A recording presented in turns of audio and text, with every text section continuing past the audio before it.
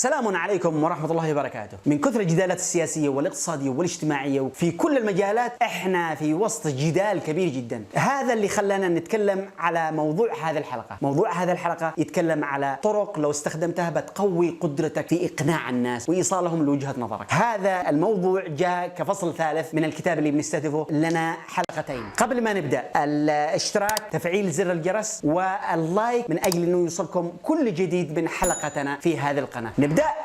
نبدأ.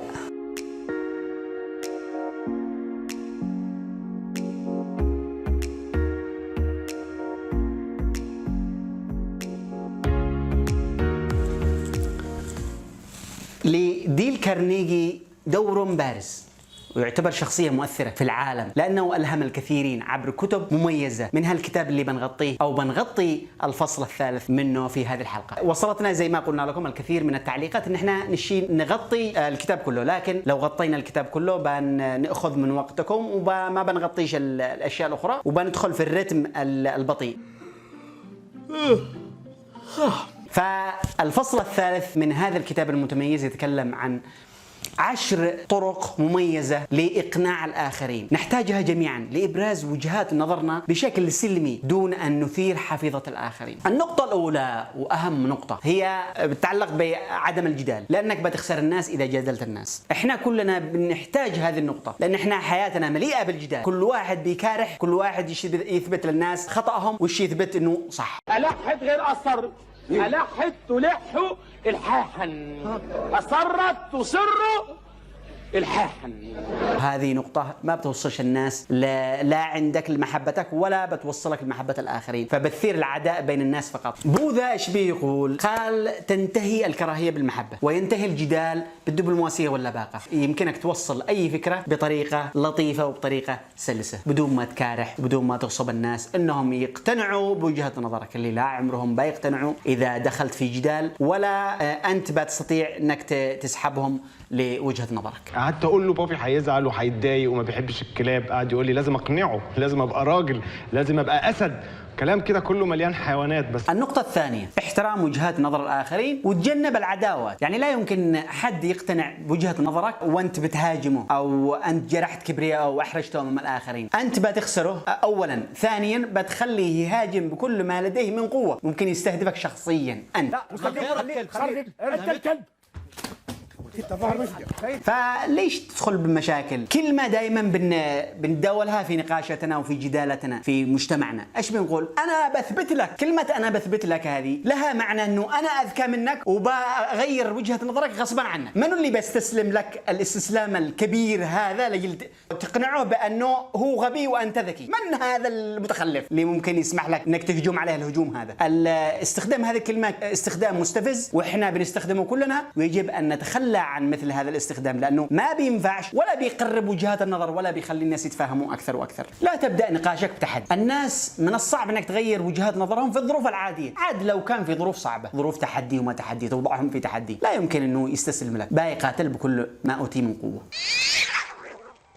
إذا أردت أنك تعلم الناس أو تبرز وجهة نظر مهمة للناس، حاول تبرزها بدون ما يحسوا. يقول لك شترفيلد، يقول كن أحكم الناس لكن لا تقل لهم على ذلك. سقراط إيش بيقول؟ قال معي حاجة واحدة فقط اللي أنا متأكد منها، أني ما أناش داري بشيء. وهذا بيقول سقراط عاد ما إحنا اللي إحنا يعني معرفتنا بسيطة، فليش وعلى أي أساس بنثبت خطأ الناس؟ نتخلى عن إثبات خطأ الناس لجل يحبونا ونستطيع أن إحنا نوصل معهم إلى قواسم مشتركة. النقطة الثالثة سلم بأخطائك. بنواجه بعض الأشخاص اللي دائما يتصيدوا الأخطاء حتى لو كانت صغيرة ويركز عليها ويحاول يحرج المخطئ. أفضل استراتيجية لمواجهة هؤلاء الأشخاص إنك تعترف بالخطأ، بدل ما تجي تبرر الخطأ وتتألم وتدخل لك في مصادمة أنت والشخص هذا. لا، استراتيجيتك لمواجهة هذا الشخص إنك تعترف بالخطأ وبتشوف الانقلاب في يعني وجهة نظر أو موقف هذا الشخص. هو بيحاول بعده يلتمس لك العذر. كم في واحد صاحب عمل كان من هذه النوعية، يركز على الاخطاء ويحاول يحرج المخطئ. فكان عنده موظف، الموظف هذا كان مطلوب منه انه ينجز عنه، انجز العمل كان في شيء من الاخطاء. صاحب العمل شاف الاخطاء هذه وهات لك منتظر للموظف هذا لما يجي لاجل يحرجه. جاء الموظف قال له انت اخطات خطا فادح من هذا الخبيرات، فقال له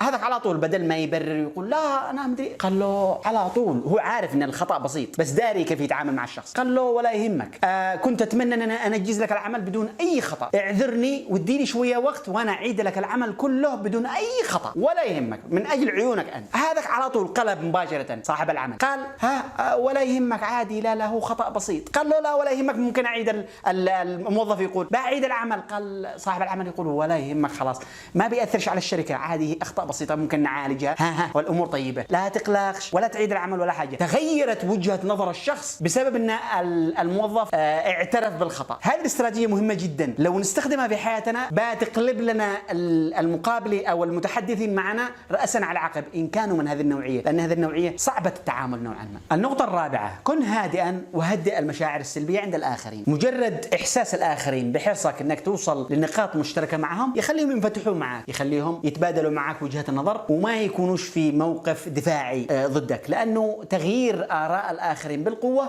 شيء عبثي وتضييع للجهد والوقت. لكن انك تستخدم المشترك هذا يخلي الناس يقربوا منك اكثر، لانه بنقطة عسل بإمكاننا أن نصيد الكثير من الذباب أكثر من برميل علقم. الشمس بإمكانها أن تخليك تخلع المعطف اللي انت لابس له، الجاكيت اللي انت لابس له افضل من الريح. يقول لك كان في واحد مستاجر من صاحب بيت، صاحب البيت هذا كان شويه شديد، وكان هذا المستاجر كان يشتي ينقص في الايجار، فيشتي يتكلم مع صاحب البيت ويقنعه انه يقلل الايجار. فقالوا له يا ابو الشباب المساله صعبه وجربوا قبلك وما نجحوش، فقال خلوني اجرب. فدعا صاحب البيت، دخل صاحب البيت لعنده للبيت، قال له شوف بيتك جميل ورائع والإضاءة حلوة والرنج جميل والأثاث رائع وكل شيء جميل، أنا متأكد أنك بذلت جهد كبير جدا وكان ذوقك رائع، يعني هذا يعكس ذوقك الرائع والرفيع في إنجاز هذا البيت، لكن المشكلة أن أنا مانش قادر أستمر في هذا البيت لأن ظروفي صعبة وكذا وكذا، فأنا والله يحزنني أن أنا بخرج من البيت هذا، فسامحني يا صاحب البيت والله أن أنا وأنا مغصوب أشتي أخرج من البيت. قال له ليش يا أخي إيش فيك مدري ما؟ قال له والله الوضع كذا كذا ويحتاج الإيجار شوية ينقص وأنا مش أظلمك. قال له كم تشتي نقص لك؟ قال كذا. قال على طول ابشر ولا يهمك. وهو خارج صاحب البيت وهو خارج قال ما رأيك نزيد نضرب لك لنجهانة ونزين لك المكان هذا ونصلح لك المكان هذا؟ قال أنت كريم وإحنا نستاهل. اللطف والاستحسان يخليك تغير آراء الناس يعني بشكل أفضل من التبجح. التبجح ما ينفعكش ولا ممكن إنك تغير به رأي دجاج عاد ما إنسان قدامك.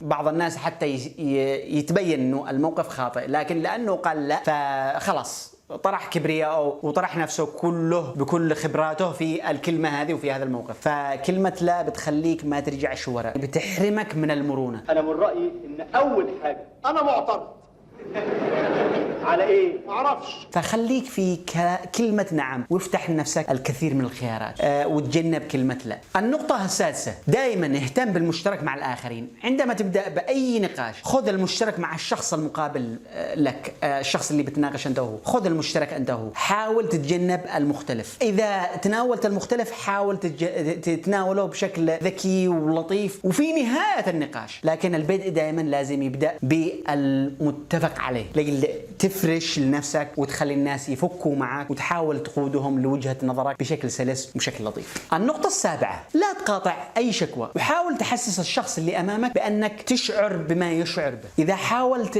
تسوي هذا الاستراتيجية هذه الطريقة بتخلي الناس يقربوا منك وبتخليهم ينفتحوا انفتاح عاطفي وكبير جدا بمشاعرهم وبمواقفهم، وتوصل لتغيير آرائهم بشكل سلس وبشكل حساس وبشكل جميل جدا. لما يجي لك واحد غاضب وضابح هو بيحتاج منك بس التعاطف، لو برزت له التعاطف هو يعني بينفتح لك انفتاح كبير جدا، بيكون متقبل لأي حاجة تقولها له. الطفل لما يجي مثلا إذا استوجع ولا حاجة يعني تعرض لألم ولا حاجة، مش يجي لعندك أنا يا بابا وجعني المكان الفلاني، أنا وجعت رجلي، بيحاول يحصل منك على أي قدر من التعاطف. يقول لك فان جوخ هذا الموسيقى ما كانش موسيقي بس كان عبقري والكل، ايش بيقول؟ قال 3/4 من ستقابلهم غدا يحتاجوا للتقدير والتعاطف، فامنحهم ما يريدون ليمنحوك محبتهم. النقطة الثامنة يقول لك ناشد الدوافع النبيلة لدى الآخرين. أي إنسان بيكون معه موقف دائما معه ما يبرر هذا الموقف، أشياء ظاهرة وأشياء خفية. قد تكون الأشياء الظاهرة اللي بيروج لها كمبررات لهذا الموقف أشياء نبيلة، وفي أشياء تكون مخفية ما يحاولش يظهرها للآخرين. فأنت لا تفعلش نفسك ذكي وتحاول تخرج هالأشياء المخفية اللي بيخفيها، حاول تكلمه في الأشياء الظاهرة بالدوافع النبيلة اللي بيظهرها للآخرين. كان في واحد من المشهورين كان الصحفيين يصوروا أبنائه بحيث أنهم يحصلوا على سبق صحفي وأبناء المشهور الفلاني، فالمشهور هذا كان يشتي يبعد أولاده عن التصوير، لكن ما قال لهمش لا أنتم تشتوا تسووا سبق صحفي وما إلى ذلك، لا قال لهم ما اعتقدش أنكم بتساعدوا أن الأطفال هؤلاء يدخلوا في مسألة الشهرة وعادهم ما همش جاهزين لها، فنتساعد جماعة لجل ما يدخلوش في هذه المسألة، لأنتم عارفين أنه الأطفال لما يدخلوا في الشهرة يتحملوا شيء أكبر منهم. فعلى طول قالوا والله كلامك منطقي وإحنا على طول نلغي المسألة وما نصورش أبنائك ولا لنا دخل بهذا الموضوع. دائما نركز على الأشياء اللي يحاول يظهرها المتحدث معنا ونتكلم بموجب هذه الأشياء اللي بيظهروها، ونتجنب أن احنا نخرج الأشياء الخفية. النقطة التاسعة، عبر عن أفكارك بشكل درامي. يعني لا تحاولش تبرز أفكارك كله بكلام. دائما يقول لك ايش؟ الأفعال دائما أبلغ من الأقوال. يقول لك action speaks louder than words. ده انجليزي يا مرسي. دائما لو توصل فكرتك بأحداث، بتمثيل، بدراما، هذه يوصل المعنى بشكل أسرع وأقوى، أحسن من لما يجي يستهدر. ممكن فعل معين، يعني مثلا زي الصورة هذه كانت معبرة جدا جدا، أبلغ من أي كلام مدرس بيشتغل على الطاقة الشمسية. النقطة الأخيرة، حفز الآخرين. دائما طرح لهم تحدي. دائما لما تحفز الآخرين إنهم يسووا شيء معين، اطرح لهم تحدي معين. يقول لك صاحب مصنع كان المصنع شوية أداؤه يعني الإنتاجية productivity كان ضعيفة شوية، قال رئيس العمال بيقول له ما لك يا عزيزي ما قدرتش تحفز الناس؟ قال والله أنا عامل جهدي لكن خليني بحاول حاجة. قال له تمام. المهم نهاية الوردية هذه على خرجتهم ايش سوى؟ قال سئل العمال قال كم عملتم قطع من الحاجة اللي بنصنعها؟ قال والله احنا عملنا 6. قال خلاص على خرجتنا نكتب 6، هذا عدد الاشياء اللي فعلناها. المهم على جية الوردية الثانية قالوا ايش الرقم هذا؟ قالوا هذا عدد الاشياء اللي انجزوها الوردية السابقة. الوردية هذه دخلت اشتغلت فعل 8، على خرجتها فعل 8. جاءت الوردية اللي بعدها فعله 12، اللي بعدها وهكذا. وانه بعد تحفز عمال المصنع وصار انتاجية المصنع بشكل كبير جدا، تحسنت بشكل كبير جدا وصار انتاجيته افضل من الفتره السابقه. حط الناس في تحدي، حفزهم وبيكونوا يعني في افضل حالاتهم، بتوصل وجهه نظرك وبيقتنعوا بوجهه نظرك، بتوصلوا لنقاط مشتركه جميله جدا وبتوصل فكرتك بشكل اكبر، فاستغلوها وبتنفعكم بشكل كبير جدا.